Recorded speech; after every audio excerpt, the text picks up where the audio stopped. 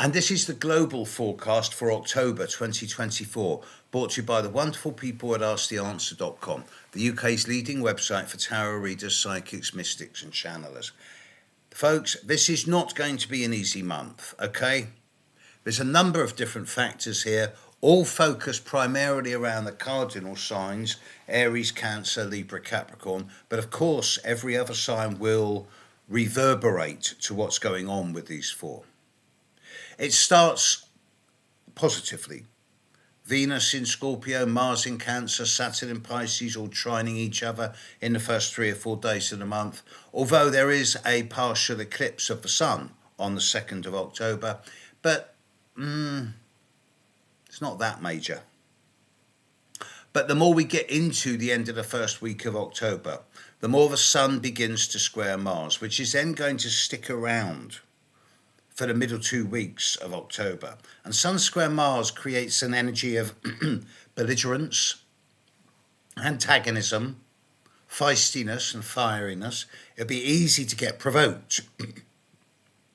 And this will be particularly so over the 10th and the 11th of October, when the moon will be towards the end of Capricorn, opposite Mars and square the sun. This is the quarter moon, followed on the 11th by the moon conjuncting Pluto retrograde.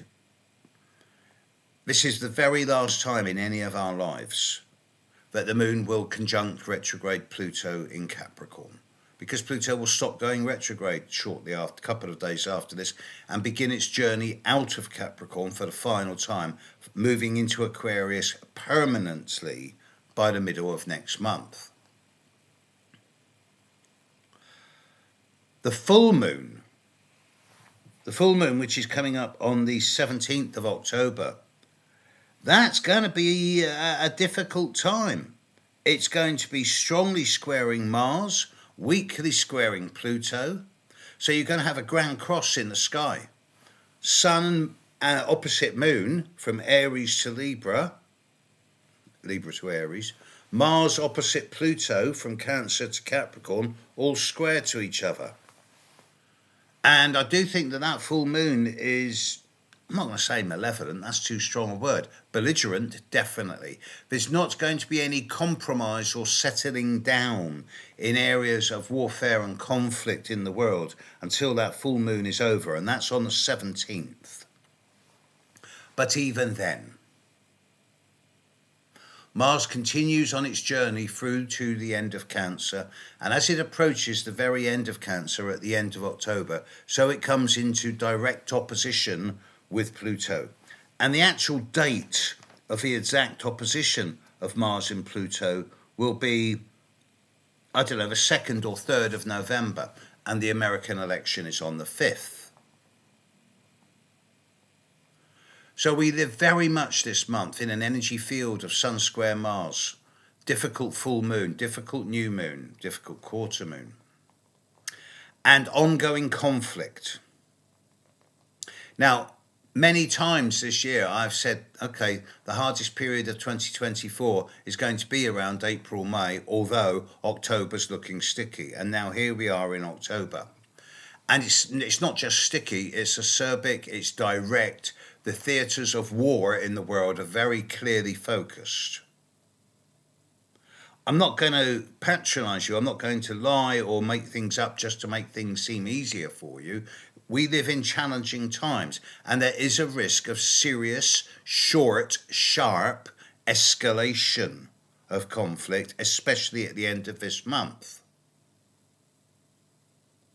But by the time we're into the second week of November, this will be done, one way or another. Now, regarding the other planets, well, Jupiter's about to go retrograde, Saturn's retrograde, Chiron's retrograde, Uranus, Neptune and Pluto are all retrograde, although Pluto will stop going retrograde soon, a couple of weeks.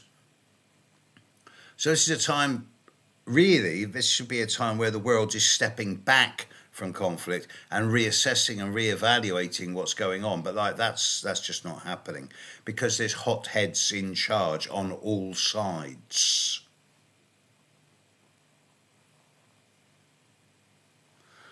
If the world were my one person and that person were my client, I would be saying to them, take a step back.